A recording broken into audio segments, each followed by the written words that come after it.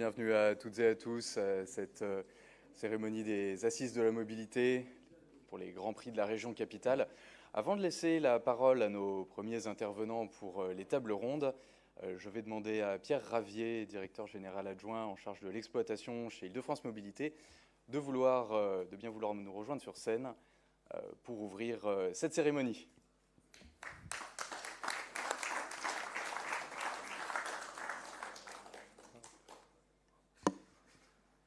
Mesdames et messieurs, mesdames et messieurs les élus, les opérateurs, les constructeurs, les bureaux d'études, les associations, mesdames et messieurs, bienvenue donc au nom de la région Île-de-France, comme c'est inscrit sur le chevalet, et au nom d'Île-de-France Mobilité, l'autorité organisatrice des transports en Île-de-France.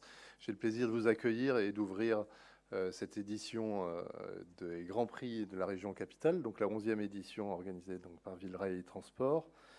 C'est une nouvelle édition, donc la 11e. C'est une édition sous un format renouvelé. Enfin, vous allez le voir tout le reste de l'après-midi. C'est aussi une nouvelle saveur, voilà, un nouveau format, une nouvelle saveur. L'année dernière, pour ceux qui sont des fidèles, souvenez-vous, l'ambiance était peut-être un peu plus morose parce qu'on était dans plein cœur des questions de pénurie de personnel à l'échelle de notre secteur.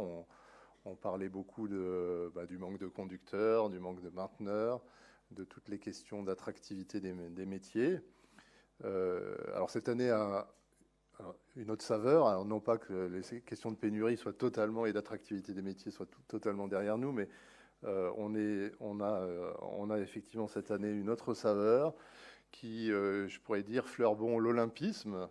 Voilà, donc 2023, on n'est que début octobre, mais on sent tous que cette année est presque terminée. On a envie de franchir la nouvelle année pour se tourner et tourner toute notre énergie, toute celle du secteur sur les Jeux olympiques et paralympiques de l'année prochaine. C'est donc ce qui va guider les tables rondes tout à l'heure. Ce fabuleux défi dont nous sommes partie prenante, nous, acteurs du transport en Île-de-France, donc organiser évidemment la vie et les transports de nos habitués et des franciliens, organiser le transport des spectateurs, des accrédités, voilà, de toute la famille olympique. Je remercie d'ailleurs par avance, ils vont être présentés tout à l'heure, l'ensemble des intervenants, notamment étrangers, de Londres, de Tokyo, de Milan et de Hong Kong, pour leur participation à cet échange aujourd'hui, nous apporter aussi tout leur retour d'expérience sur ces grands événements.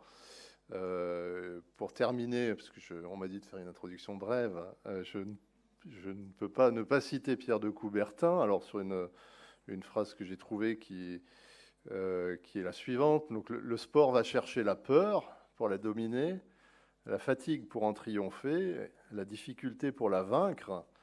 Donc la peur, la fatigue et la difficulté, c'est quand même sans doute ce qui nous sera aussi donné de vivre dans la résilience attendue des transports pour les Jeux Olympiques. Et je l'espère aussi, évidemment, si je prends les autres verbes qui sont dominer, triompher et vaincre, c'est ce que nous souhaitons pour les 300 jours qui nous séparent encore des Jeux Olympiques et Paralympiques. Donc je vous remercie tous de votre participation à ces journées. On aura les Grands Prix traditionnels un peu plus tard. Donc bon après-midi, bonne séquence. Merci à tous.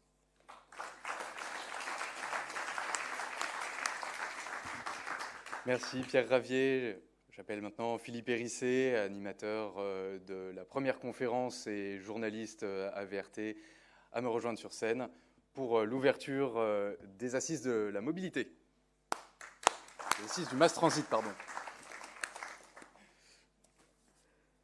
Bonjour à tous et à toutes. Merci infiniment Pierre Ravier pour ce propos introductif. Je rappelle que vous êtes directeur général adjoint chargé de l'exploitation à Île-de-France Mobilité. Toute l'équipe de VRT, Villerail et Transport, le magazine des professionnels de la mobilité, est heureuse de vous accueillir dans le cadre des Grands Prix de la région capitale pour ces premières assises du Mass Transit. Alors, un petit détail pratique, nous n'avons pas pu faire cette conférence dans l'hémicycle en raison d'un contrôle de sécurité de la préfecture. Et donc, nous sommes dans cette salle un peu plus petite, mais je pense que tout se passera quand même très, très bien également. Le 26 juillet prochain, donc dans moins de 10 mois, s'ouvriront à Paris les Jeux olympiques. Pendant toute la durée des épreuves, le transport quotidien de milliers d'athlètes, de spectateurs et aussi de tous les autres voyageurs va constituer un véritable challenge. Alors, d'autres mégapoles dans le monde ont déjà été confrontés à des challenges similaires et nous avons donc réuni pour vous 4 experts qui incarnent l'excellence du savoir-faire dans 4 de ces mégapoles, Tokyo, Milan, Londres et Hong Kong. Je vous demande d'accueillir maintenant Hideaki Kuroda, qui est directeur exécutif d'East JR, East Japan Railway Company, et représentant des chemins de fer japonais en France.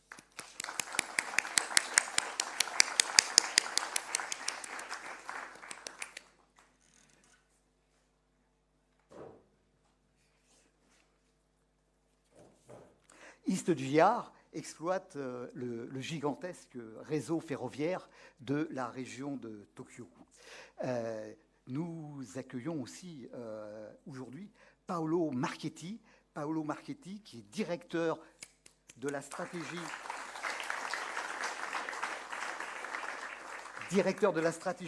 et du développement commercial de ATM, Azienda Trasporti Milanesi, qui est l'opérateur des transports publics de Milan. Et ATM exploite donc des métros avec ou sans conducteur, exploite des trams, des trolleybus et des bus dans la capitale lombarde et dans une centaine de localités périphériques. Et avec nous, normalement, en direct de Londres, alors normalement, est-il sur l'écran ? Parfait. Eh bien, en direct de Londres, c'est un expert reconnu dans le monde entier. Il s'agit de Lord Peter Hendy, actuellement président de Network Rail, le gestionnaire d'infrastructures du réseau ferroviaire britannique. Nous pouvons l'applaudir. Merci. Et il fut précédemment commissaire au transport pour la région de Londres. Il dirigea notamment TfL, Transport for London, l'autorité organisatrice des transports londoniens, et il présida le Games Transport Board, qui était chargé de coordonner les transports à Londres et en Grande-Bretagne pendant les Jeux olympiques de 2012. Bonjour, Sir Peter. Et nous devions aussi avoir parmi nous Graham Cross, qui est directeur commercial de MTR Corporation UK Limited, qui est la filiale britannique de MTR. MTR, c'est l'opérateur du métro de Hong Kong, bien sûr. Mais bien malheureusement, Graham Cross a eu un contretemps de dernière minute, mais il a néanmoins tenu à enregistrer pour vous une vidéo que nous regarderons donc dans la suite de la table ronde. Alors, nos 4 intervenants s'exprimeront en anglais et vous disposez donc d'une traduction simultanée.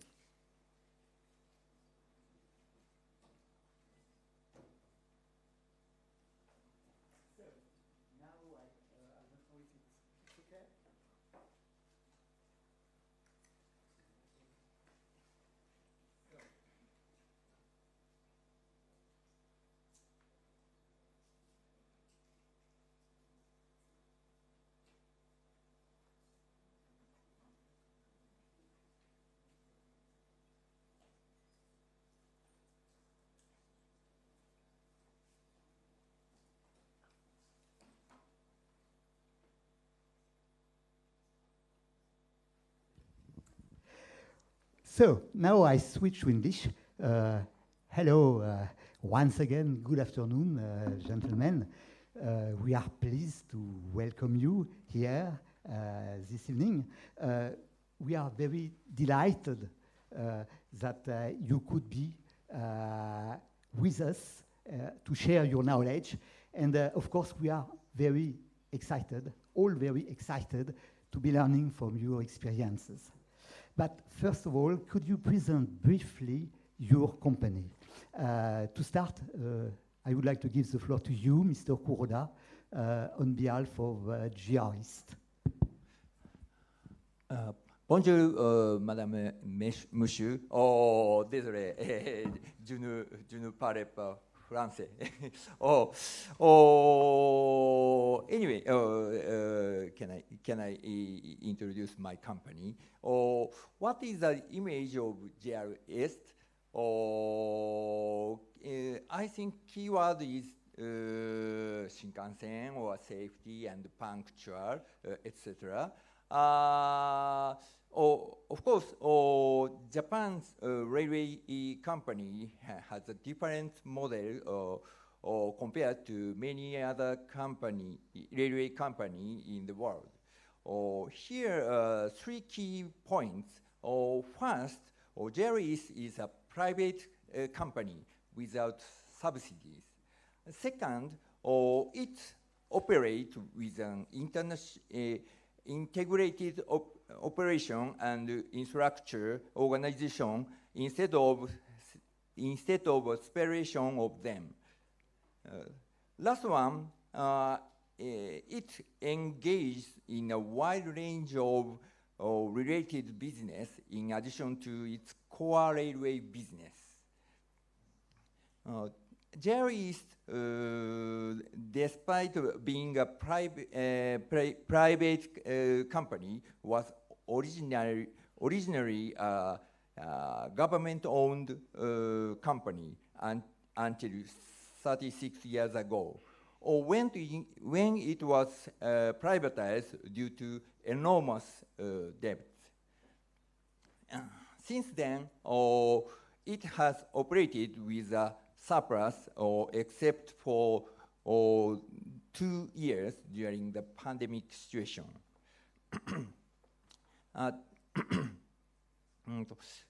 In the fact, fiscal year 2018, before the pandemic situation, GRS reported a net profit of 2 billion euro in consolidated financial statements.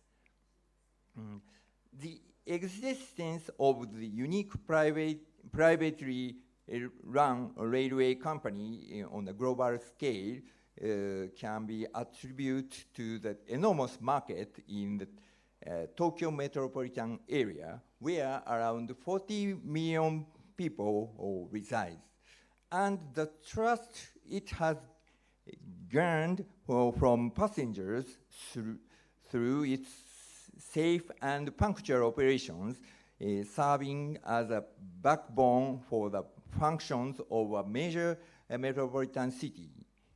Furthermore, in response to the decrease of population and also decrease in demand caused by the pandemic situation, GRS has expanded its non-rail business to fill the gap, aiming to shift the current ratio of non-rail revenue from 30% to 50%. That's the explanation of my company. Thank you. Thank you. Many thanks, Mr. Kuroda. So the same exercise for you, Mr. Marchetti, as a representative of ATM in Milan. Thank you very much, Hérissé, and thank you all for to be here. It's a real pleasure to present our company. ATM is the local public transport operator in Milan that works in the area of Milan and in the suburban area in Milan. We are speaking about 100 cities around Milan. For 2.7 million passengers per day and in area of 4.6 million of inhabitants.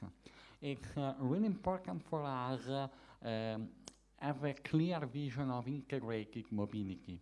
And this is why we manage a different mode of transport from the backbone, the metro lines, but also trolleybus, tram, buses, and also other type of mobility that can help to reduce the private mobility. For example, we manage the bike sharing system, station-based, and moreover, we manage a system of park around the city. Together also with a low emission zone that can help to decongest the city and and help to be a more livable and sustainable cities. I think that with this effort is clear also the approach to our sustainability, because I really believe that can help this type of mobility, we can guarantee a more livable situation. Thank you so much for the presentation. And now we go to London. Lord Peter Hendy, do you hear me? Yes, indeed. Can you hear me? Nice to hear from you. TfL was established in 2000 and managed virtually all transport in the capital. Sir Peter, how could you describe in a few words such a huge organization like TfL? So, thank you for the opportunity to talk to you all. I'm afraid my spoken French is very poor, so you'll have to tolerate an Englishman speaking English to you, for which I apologise. TfL is the most comprehensive transport organisation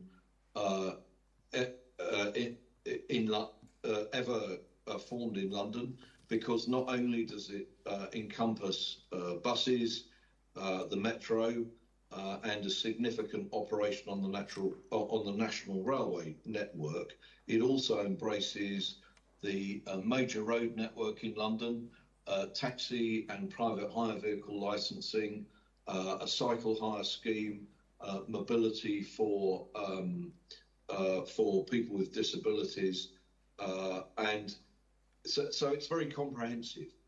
It's controlled by the Mayor of London, who has similar powers, I think, to the Mayor of Paris, and it's funded through a mixture of fares income, grant from government, and support from the Mayor. I think that's probably all I would add at this stage. I think it's a mixture. If you compare it with Paris, it's a mixture of the activities of RATP and of the Ile-de-France mobility. Thank you so much, Sir Peter. It was really very, very interesting. And back to our speakers here in Saint-Ouen. So we will move to the second round and go again to Mr. Kuroda. Because of the COVID pandemic, Tokyo 2020 Olympic Games were postponed by 1 year. They were held in 2021, and unfortunately, with almost no spectators. Anyway, what lessons did you learn from preparing this project in transport business, of course, and maybe also in non-transport business, because non-transport business is very important also for ISJA? Yes.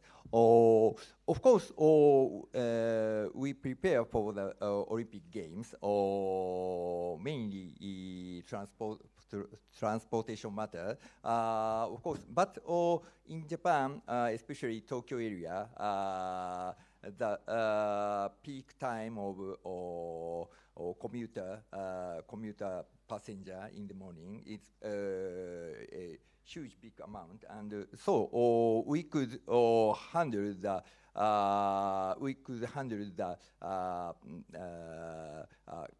passenger from stadium. So our main topic preparation for Olympic Games or Paralympics, or because of course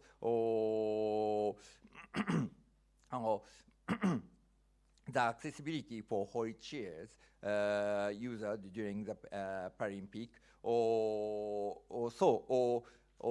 we within Tokyo, we prepare for every station or that escalator or elevator. But another point of view, it's not hardware, but as you know, Japan, the most weakness of Japan is language issue.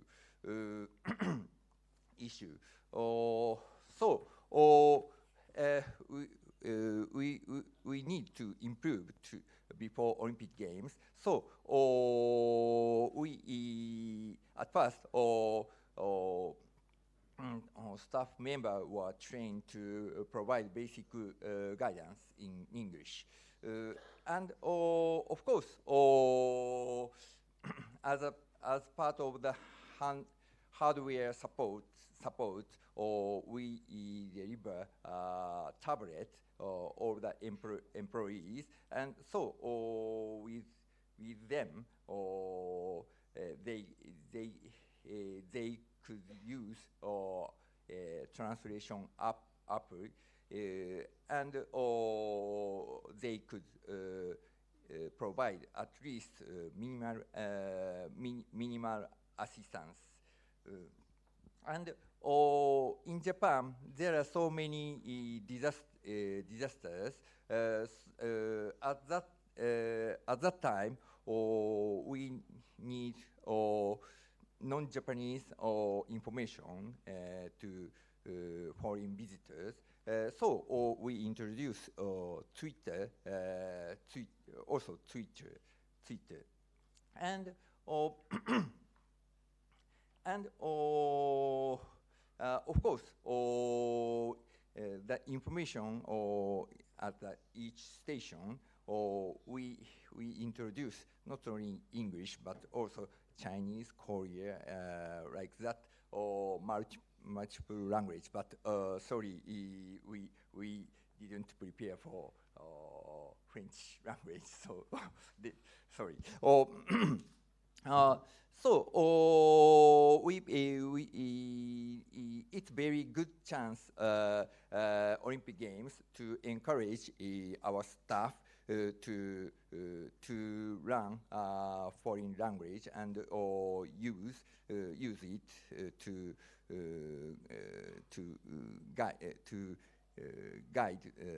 guide foreign visitors. Yes. Paolo Marchetti, Milan will host the 2026 Winter Olympics, and in the recent past, you had to cope with big events. For instance, the World Expo 2015, the Champions League 2016, I think, yeah. The pastoral visit of the Pope Francis in 2017. What about your experience, and more especially, how do you prepare properly for such events? It's a really good matter, because starting from, for example, to Expo, World Expo in 2015, it's really important learn from the day-by-day situation, because before I tell you that we have a complex system, an integrated system with a lot of passengers. During the Expo, we registered 12 million passengers on top the normal service in the M1 line, metro line. And then we have a lot of events during the day and during the week. And moreover, Expo is really important because it's an event that has a long period. It was long 6 months. And during this period was really important as a clear vision and the investment to have to improve the services. In fact, we buy 18 new trains. We bought 125 buses, and we renew 12 new trams to improve the comfort, the quality of the services. Altogether, these investments that are not only for the event, because in the long-term vision, now that type of investment guarantee an increase of the passenger and improvement of the level, the global service level. And to do this, also we recruited 600 new employees. And so the company increased also their competencies. All these items could help us to focus on the new management disruption or critical situation. The same method that we call now Cruscotto system, Cruscotto in English is a dashboard, is a system where all the data of the operators or the region, municipalities were put together, and prefecture can observe and try to prevent critical situation. And these tools is really useful, for example, during the Champions League, when we have only in the Saturday 80,000 passengers on top the normal services in the M5 line dedicated to the stadium. And the same situation we have during the visit of Pope Francisco. Let me say that the governance of the event is a really key topic. So investment to improve and grow the situation, and the governance are the key issue to manage. Now we go again to London. Lord Peter Hendy, you played a key role in preparing for the successful operation of London's transportation for the 2012 Olympic Games. As the chairman of Games Transport Board, you were knighted in 2013, I think, because you have provided inspiring leadership as a commissioner of TfL. What lessons did you learn from Olympics, and what is finally the Games Transport legacy?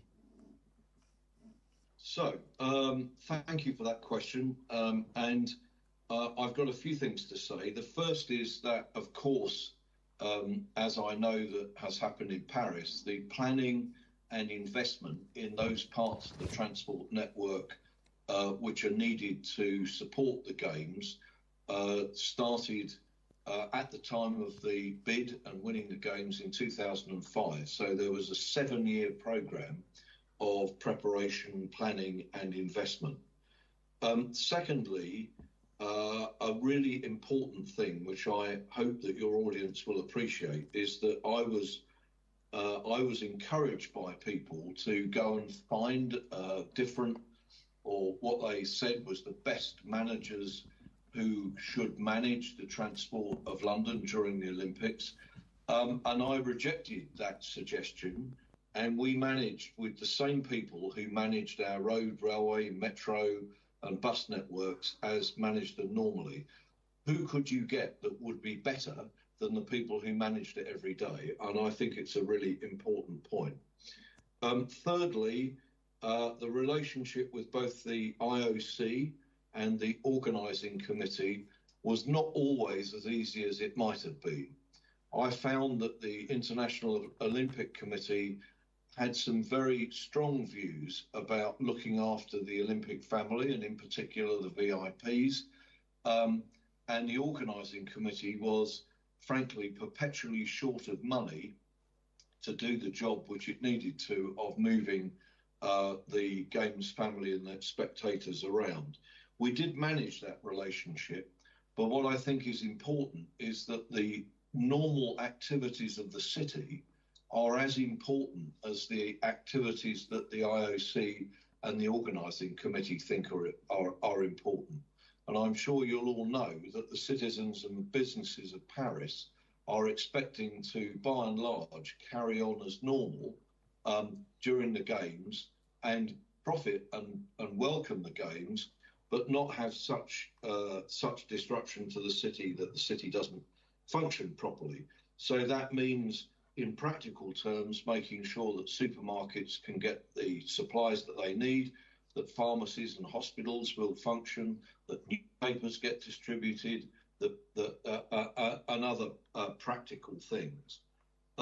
That balance is very difficult, and it's even more difficult because every day of the Games is different. So we had plans for the movement of spectators and of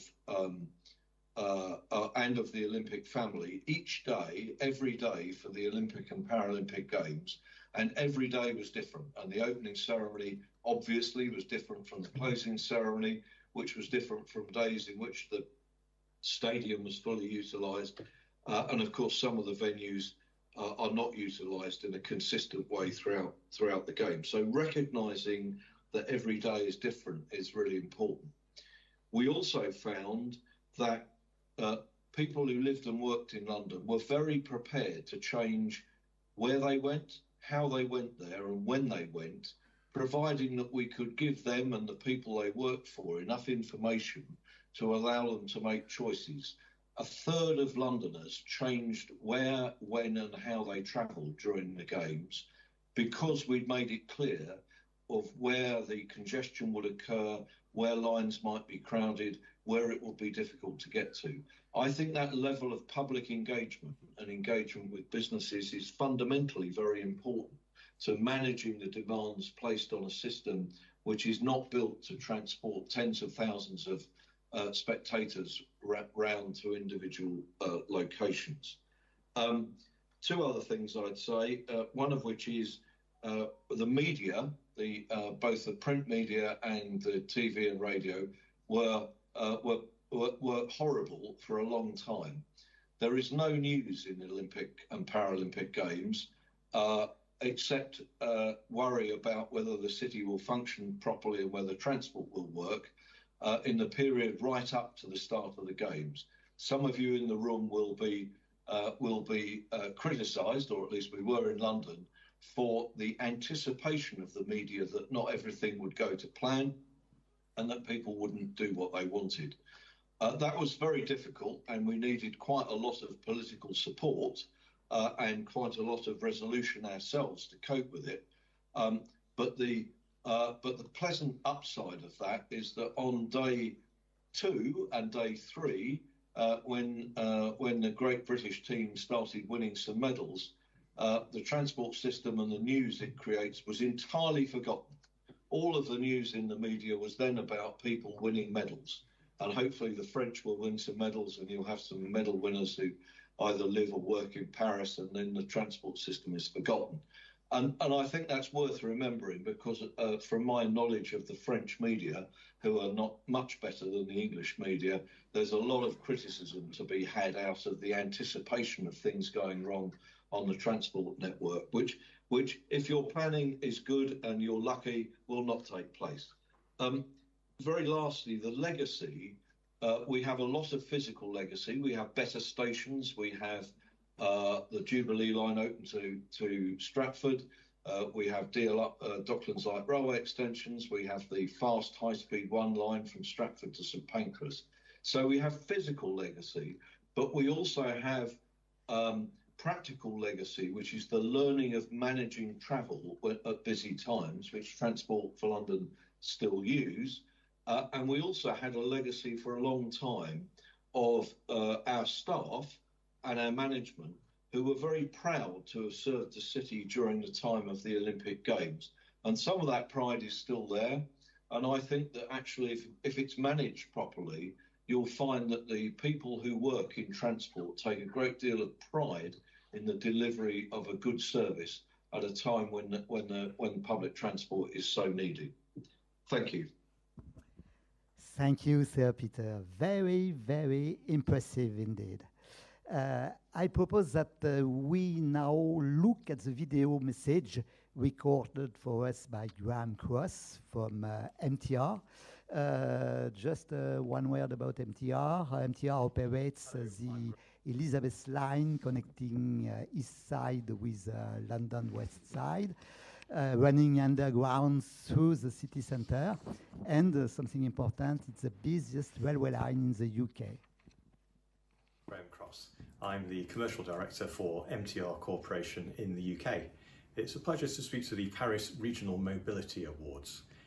In London, MTR operates the Elizabeth line on behalf of Transport for London. The Elizabeth line is the busiest railway in the UK. It operates over existing and new railway, connecting the east side of London with the west side of London, running through the city centre and serving the busy areas of the City of London, the Docklands area and Heathrow Airport. Graham, what contribution does an operator like MTR make when operating one of London's transport networks? So we operate the Elizabeth line on behalf of Transport for London. We're responsible for operating the trains and managing many of the stations and delivering very high levels of punctuality and reliability to huge numbers of customers every day. We serve commuters, and we serve tourists, and we serve students. Our aim is to keep passengers moving in a comfortable environment in a high level of reliability and performance. And in your opinion, what are the principles to respect when transporting very large flows of passengers? So essential is to, first of all, have a decent plan, make sure that you understand what you've got to do when you've got to do it, make sure that all of the people who are involved in the event are able to contribute to the plan. Then properly resource that plan and then make sure that you deploy the plan. It's really important to make sure that even though lots of different transport organisations will be involved in the event, everyone gets involved in the process of planning and there's a one-team mentality for the delivery.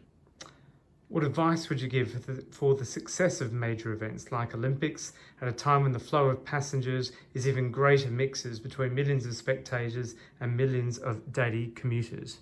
Well, it's important to remember that at times of special events, many of the customers who will be travelling may never have been to the city before. So operators need to go the extra mile to make sure that the system is understandable and welcoming to those new customers. And also that the system is able to give the people who are using it a good impression of the city, that it's fun to use, it's easy to understand, and it helps them get quickly and comfortably to their event. Thank you. MTR has great experience in providing transport for major events. So at the time of the 2012 London Olympics, we were operating the London Overground system for Transport for London, conveying millions of spectators to the Olympic Park at Stratford. That event was a great success, down to careful planning and careful delivery. Thank you, Graham Cross, for those very interesting words. And back to our speakers here. Hideaki Kuroda, according to you, how to operate a successful mass transit system? And for instance, how do you set goals? How do you achieve them? Yes. As I mentioned before, there is three key points. One is train transport capacity, and the second is station platform capacity. And last one, the efficiency of ticket sales and gate operations. And I'd like to mention about last one, ticket sales and gate operation. Because we introduce special IC card service, or we call Welcome Seeker, for the preparation for Olympic Games. And I will explain this story. The Japanese ticketing system requires passengers to check the price based on their destinations and purchase tickets, which can be time consuming per individual or individuals. So to solve this problem, we decide to introduce using IC cards. Of course, from 2021, we introduced Suica IC card, but due to the high cost of IC chips, the deposit of 3 euro was set to encourage use. And while all refunds are available for this deposit and charge, but it will make long queues at airport station during the refund process. So to cater to inbound visitors,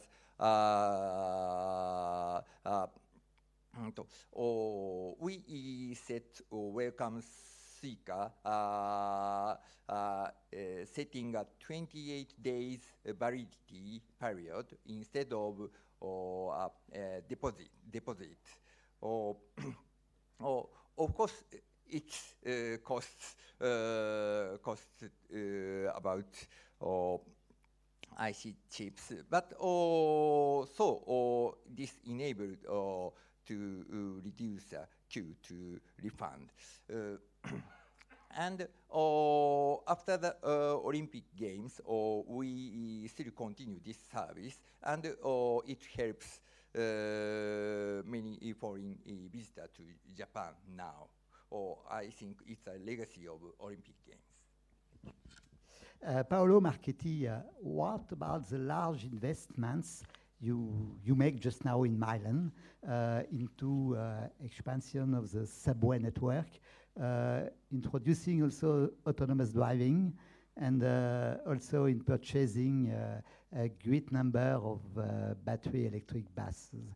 And maybe I'm very sorry, time is running out. A short answer would be perfect. I will be short. Thank you so much in advance. No, I some few words regarding again investment. Again, important of have a great vision to the future, and so this is why one of first pillar of sustainability is related to complete the approach to zero emission transport system. At the moment, 70% of our kilometers are produced by electricity, metro tram, trolleybus, and so on. We aim to complete the full change from diesel buses to electric buses. We are speaking about of 1,200 vehicles, but the real important idea is not to approach only to a different type of vehicles, but to have an holistic view of the system, from the bus, the charging system, the installation in the city of the opportunity charger, to give again a correct impact to the city. It is a really important investment because the aim is also to refurbish our old depot and build 3 new depots, and install also in the city a total of 70 opportunity charger in the city. not only buses, but also driverless metro lines. After M5, that is the first fully automatic metro lines in Milan, last autumn we opened the M4, the fully automatic metros that from city center to Linate Airport bring our customer in 12 minutes to the airport. Thank you so much, Mr. Marchetti. So we go to London. Sir Peter, what are the conditions necessary for any mass transit organization to run successfully? And in your opinion, what makes finally a good public transport system? So I'll be very brief. I think the conditions necessary are political support from both the mayor in the case of London and I'm sure in Paris and from the government, adequate funding, which depending on the political regime is either national or local, and a long-term plan which is related to a long-term economic and spatial development plan for the city, out of which you can derive a budget. Some of you will know that actually we've had occasions in the last 23 years when the mayor and the government of London have been politically aligned. Currently, they're not particularly politically aligned, and as a consequence, my successors running Transport for London find themselves with funding issues and also with a difficult relationship between the mayor and the government. But I think those things are pretty clear. What makes a good public transport system is all about the customers. And what you need is a consistent presentation of the system in information in order that people can easily make journeys by various modes, and also a durable and a fair structure across all the modes, and of course reliable service. And that's needed every day, as I'm sure everybody in the room well knows. Thank you. Thank you, Sir Peter. In the past, I was lucky enough to meet 3 times in Tokyo, in Osaka, and in Paris, I think, the late Mr. Yamanouchi, who was president of GR East and also a highly respected figure in the railway industry all around the world. And he used to tell, and he told me that we in Europe were making a great mistake in splitting the infrastructure and the operations. GR East and the 5 other GR are private, integrated railway companies which own the infrastructure and operate the trains. According to you, Mr. Kuroda, what are the main advantages of such an integrated system? Japan has an excellent market for high density, high volume commuter and intercity rail service, as evidenced by the Tokyo metropolitan area and the Tokaido Shinkansen. In such markets, high density, high frequency transport must be provided safely and punctually, and high quality service should be offered to passengers. This requires quite close technical cooperation between operation and infrastructure of the railway system. This is a major difference between Japan and other countries. Railways with an integrated operation and infrastructure organization are easier to optimize, not only in terms of operation and technical coordination, but also in management, and can operate more efficiently within the railway system. Another advantage, in my opinion, is that we can secure independence without relying on subsidies from public bodies such as the government.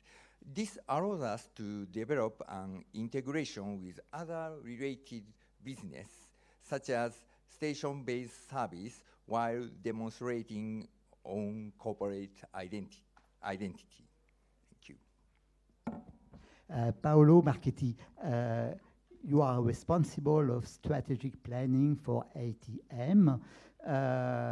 In your opinion, what is the role of an operator in a big city like Milan?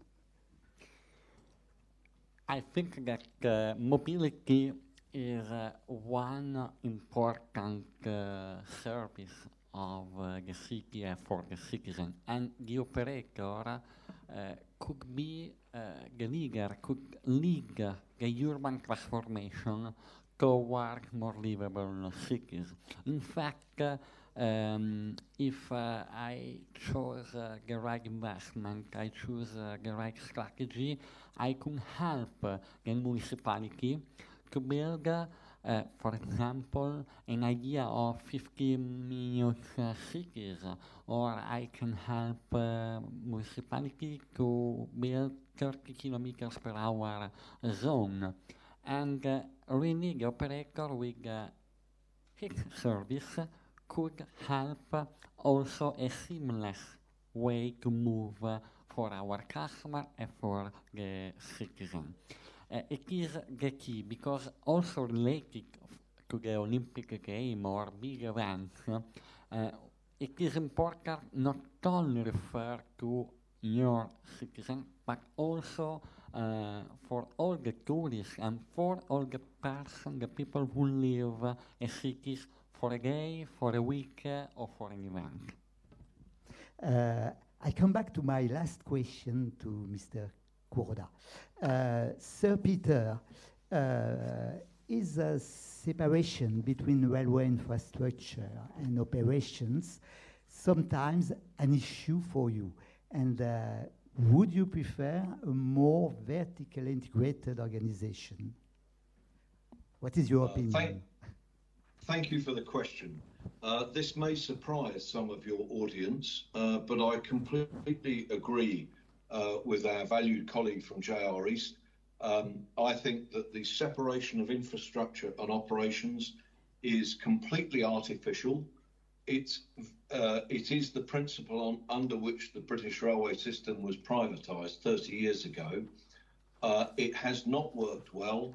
It's created a large number of complex contractual relationships across the railway, some of which hinder the effective operation of the service for passengers. And in fact, the current UK government has acknowledged that railway reform, putting the infrastructure back together with the operations under a guiding mind, is actually is actually the right principle going forward. So we would here prefer a much more vertically integrated organisation. We hope that European organisations will not go down this road, because actually, when things go wrong in a complex system, as the JR East colleague says, you want people to collaborate to fix them and to make sure they don't happen again, rather than exercise their contractual rights for compensation. I could go on a great deal. Your audience, if it wants to, can look at the report published 2 years ago by the government, the Shapps-Williams Plan for Railways, which set out its aspiration for a unified railway management and an integration of the of operations and infrastructure. And here we are working really hard. And if this current government isn't capable of finding the legislation to bring the railway back on a unified manner, I'm very optimistic that the next government will. Thank you. Thank you so much, Sir Peter.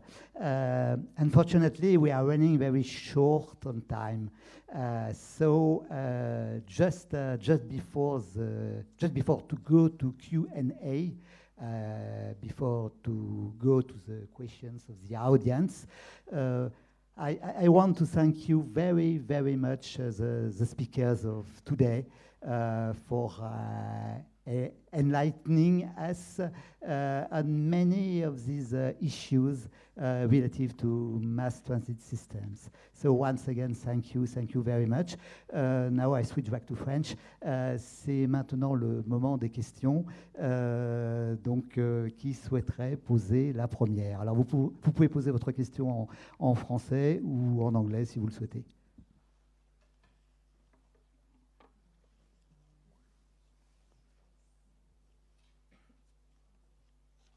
Je vous ai pris un peu au dépourvu. Qui souhaiterait poser une question? Oui, monsieur, là-bas.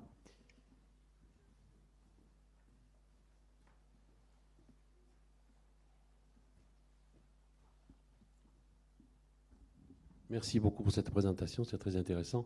Mais moi, je suis très inquiet parce que je me présente. D'abord, je suis Marcel Bénézet, je suis élu à la Chambre de commerce de Paris-Île-de-France et je représente au sein d'une GNI, le Groupement national des indépendants de l'hôtellerie, de la restauration et des cafés et des bars à Paris et en France, bien sûr national.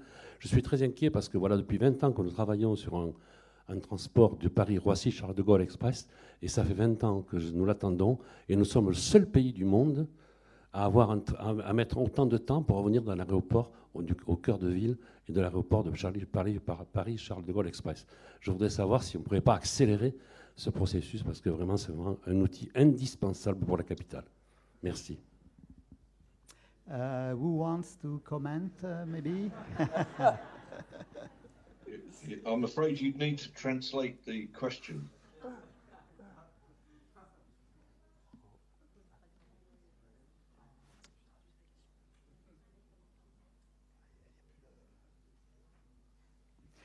In fact, it's not especially a question, it's more a comment, I think.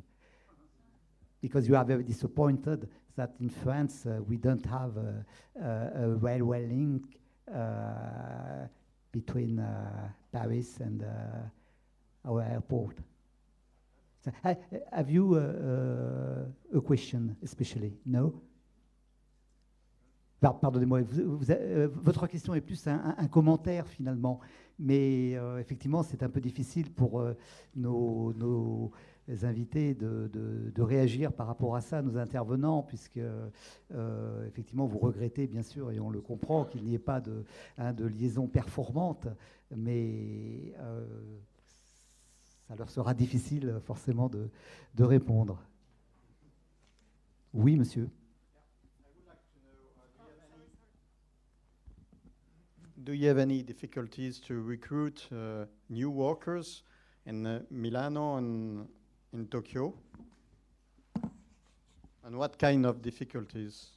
At the moment, yes, we have some issue related to the recruitment in order not only to the number, but also to the competencies.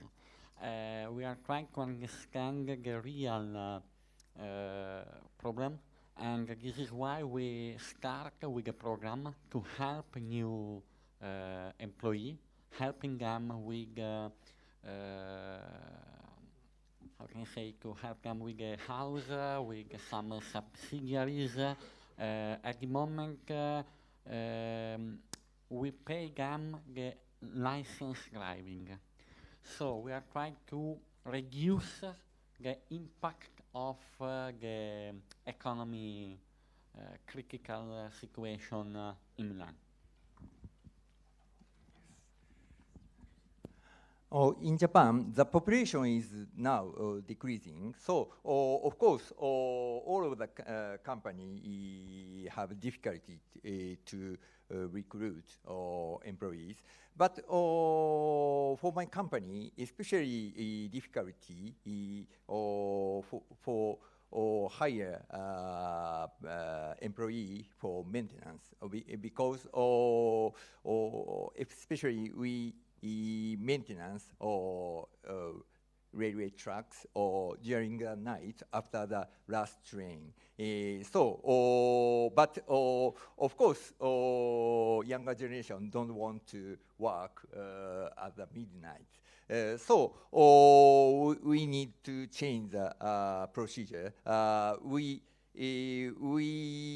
would like to we would like to make the last train earlier. So 2 years ago, we 30 minutes earlier than before. And in addition, we implement CBM or like that new technology. And so we would like to prevent the difficulty about recruiting.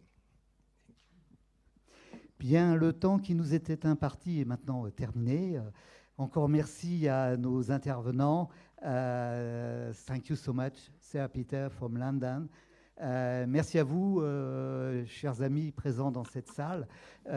J'espère vous retrouver le 23 novembre prochain à Paris pour une nouvelle conférence sur les métros automatiques.